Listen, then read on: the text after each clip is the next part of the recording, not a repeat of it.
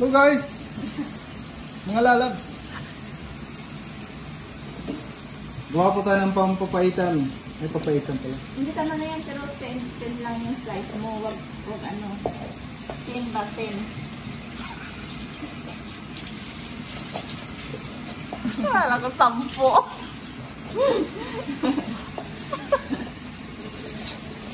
Oh, gagawa siya ng... Ganyan?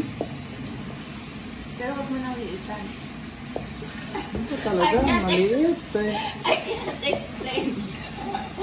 Not 10, but 10. Ano ba yan? Hindi siya pa-square. Gagawa siya ng... Explain. Sige na, explain. Naguguluhan na sila. Yan po yung ano, yung... Ay, ibig sabihin mo, manipis, pero hindi mahaba. Ano? Ah! Ayan na, guys. So, naguguluhan na talaga. Yung manipis na mahaba. Mag-English ka na kasi. Thin daw. No. Muna, hindi. Yan. Like this, oh.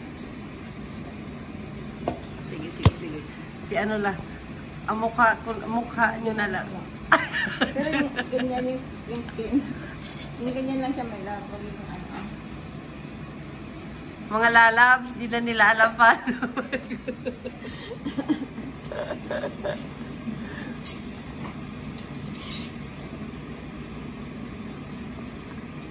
Yung ano yan, yung...